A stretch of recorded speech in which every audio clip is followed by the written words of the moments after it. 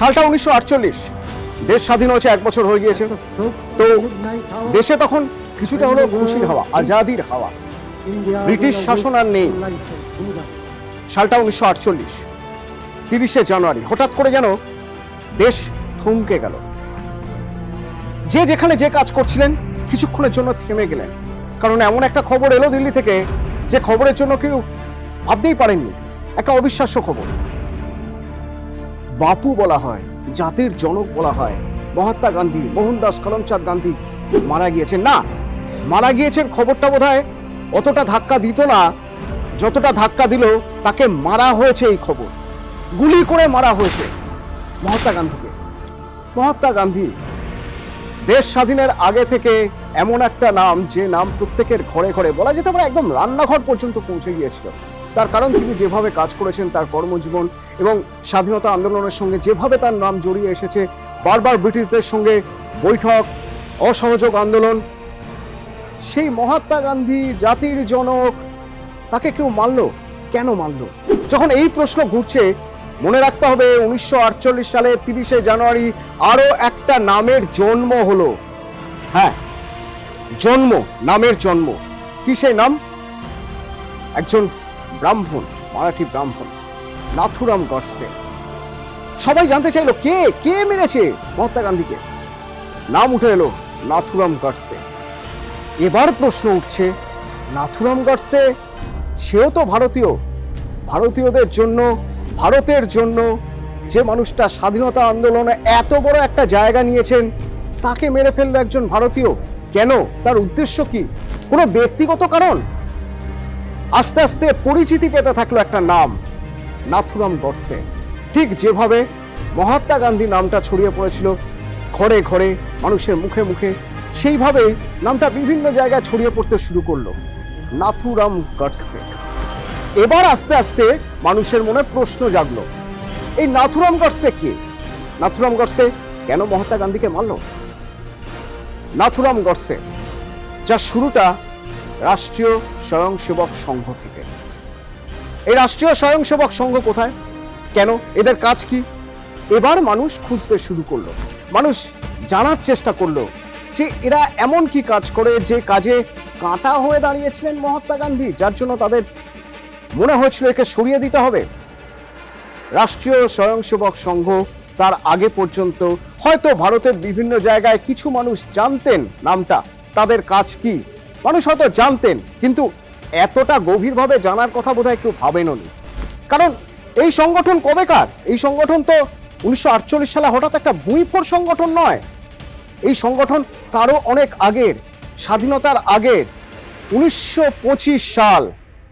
এই 1925 সালে যে ভদ্রলোক এই আরএসএস বা রাষ্ট্রীয় স্বয়ংসেবক সংঘ তৈরি করলেন, তার কাজটাও তিনি শুরু করেছিলেন অনেক আগে থেকে।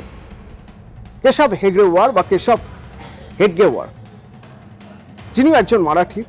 তিনি মেডিকেল পড়তে চলে এসেছেন কলকাতা মেডিকেল কলেজে, এবং কলকাতা মেডিকেল কলেজে যখন তিনি পড়ছেন, পড়তে পড়তে তিনি অনুশীলন সমিতির সঙ্গে যোগ দিলেন। 1913 সালে দামোদরে এক ভয়ানক বন্যা দুকুল ছাপিয়ে দিল।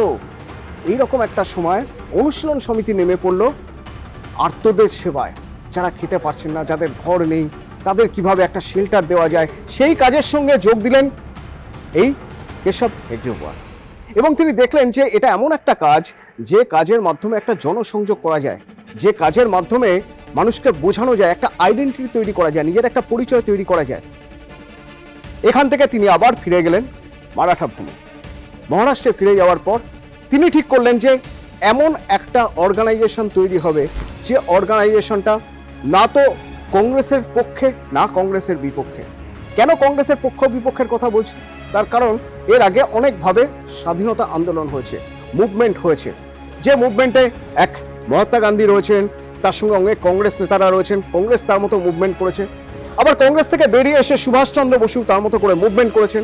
আবার বলতে হবে অবশ্যই চন্দ্রশেখর আজাদের কথা, বলতে হবে ভগৎ সিং এর কথা, তারাও তাদের মতো করে মুভমেন্ট করেছেন। কিন্তু এই কোনো পথই পছন্দ হলো না কেশব হেগড়েওয়ার বা কেশব হেডগেওয়ারের। তারা একটা নতুন পথের কথা ভাবলেন, যে আমরা একটা সাংস্কৃতিক সংস্থা তৈরি করব, যাদের কাজ হবে সেবা করা, মানুষের পাশে থাকা, মানুষের সঙ্গে থাকা এবং তার সঙ্গে তাদের স্বাধীন ভারতের স্বপ্ন দেখানো। যে পথ কংগ্রেস বেছে নিয়েছে বা অন্যান্য রাজনৈতিক দলগুলো বেছে নিয়েছে সেই পথের বাইরে দাঁড়িয়ে আর একটা পথ, এবং সেখানে হিন্দুদের কথা বলা হবে, হিন্দু জাগরণের কথা বলা হবে, হিন্দুস্তানের কথা বলা হবে। সেই কর্মসূচি শুরু হলো যখন মাত্র 5 জন স্বয়ংসেবককে নিয়ে 1925 সালে। আর সেই 5 জনকে নিয়ে তৈরি আরএসএস আজ কোথায় এসে দাঁড়িয়েছে জানেন? 2014 সালের একটা তথ্য যদি আপনাদের দিই তাহলে বলতে হবে 2014 সালে অন্তত সারা দেশে তার আগে পর্যন্ত যতগুলো শাখা ছিল বা যতজন স্বয়ংসেবক ছিলেন সেই শতাংশের হারে সংখ্যাটা 13% বেড়ে গিয়েছিল 2013 থেকে 14 এই সময়। কেন এই সময়ের কথা বললাম একটু পরে আপনাদের সে কথাও বলবো। তো এ তো গেল 1948। ধীরে ধীরে মানুষের মনে আরএসএস, রাষ্ট্রীয় স্বয়ংসেবক সংঘ, নাথুরাম গডসে এই নামগুলো আসছে। এবার এদের কর্মকাণ্ড কি, আদৌ সেগুলো ভালো না খারাপ, সেগুলো জনহিতকর নয় কি, এসব প্রশ্ন যখন আসছে তার মাঝখানে দেখা গেল যে 1948 সালেই মহাত্মা গান্ধীকে যেহেতু নাথুরাম গডসে মেরেছেন সেজন্য আরএসএস কে ব্যান করে দেওয়া হলো। আরএসএস এর ইতিহাস যদি আমরা দেখি, আরএসএস কে কিন্তু 3 বার ব্যান করা হয়েছে।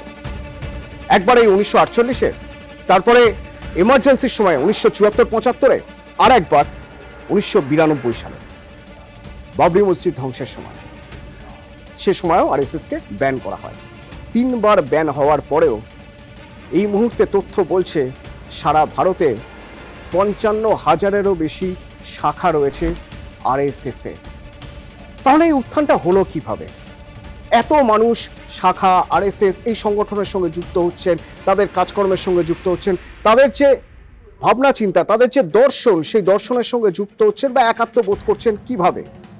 সংখ্যাটা এখন এমন একটা জায়গায় দাঁড়িয়েছে যে আরএসএস এর পক্ষে এটা সত্যি একটা গর্বের যে আজ 2025-এ দাঁড়িয়ে যখন শতবর্ষ পূর্তি হচ্ছে আরএসএস বা রাষ্ট্রীয় স্বয়ংসেবক সংঘে, তখন তারা যে দর্শনের কথা বলেছিল সেই দর্শনে আমাদের দেশের প্রচুর সংখ্যক মানুষ তাদের সঙ্গে সামিল হয়েছেন। এই পথটা এতটা সহজ ছিল না। ওই যে বললাম 3 বার ব্যান হওয়ার পরেও কিভাবে উত্থান যখন 74-75 এমার্জেন্সির পরে মোরারজি দেশাইয়ের গঠবন্ধন সরকার, তো সেই গঠবন্ধন সরকারে সেখানে আরএসএস ঢুকলো এবং তার ঠিক পরে ধীরে ধীরে ধীরে ধীরে জাতীয় রাজনীতিতে একটা জায়গা তৈরি হলো। এবং সেই জাতীয় রাজনীতিতে জায়গা কিভাবে তৈরি হলো? ভারতীয় জনতা পার্টির মাধ্যমে। এই ভারতীয় জনতা পার্টিকে বলা হয় যে আরএসএস ব্যাক রাজনৈতিক দল। অন্তত রাজনৈতিক বিশ্লেষকরা বহুবার কথা প্রসঙ্গে সেই কথাই বলে আসেন এবং এর পিছনে অনেক যুক্তিও রয়েছে তাদের। আমরা যদি দেখি যে এই ভারতীয় জনতা দল বা ভারতীয় জনতা পার্টি বিজেপি, এই বিজেপির প্রধানমন্ত্রী অটল বিহারী বাজপেয়ী কোথা থেকে এসেছেন? Background RSS. Narendra Modi background RSS. Amit Shah background RSS.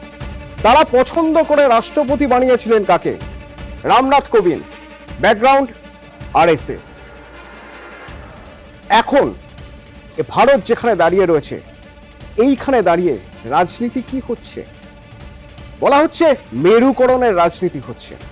রাজনৈতিক বিশ্লেষকরা বলছেন যে ধর্মীয় মেরুকরণ করে রাজনীতি হচ্ছে। যদি সেটা হয়েও থাকে তাহলেও ভেবে দেখতে হবে 2014 থেকে 2025 কেন্দ্রে সরকার গড়ছে কারা?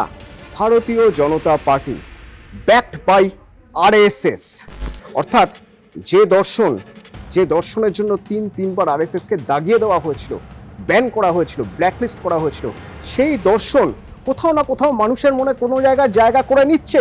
মানুষ ভোট দিচ্ছেন, মানুষ বিশ্বাস করছেন এই ধর্মীয় মেরুকরণ বলুন আর ধর্মীয় দর্শন বলুন, সেই দর্শনে আর বিশ্বাস করছেন বলেই আজ 2025-এ এসে দাঁড়িয়ে দেখা যাচ্ছে রাম মন্দিরে রামলালার প্রাণ প্রতিষ্ঠা হচ্ছে যখন, তখন দেশ জুড়ে উৎসব হচ্ছে। 2025 সালে এসে দেখা যাচ্ছে যখন মহাকুম্ভ হচ্ছে, তখন সেই মহাকুম্ভে 10 কোটি মানুষ তারা পুণ্য স্নান করতে যাচ্ছেন।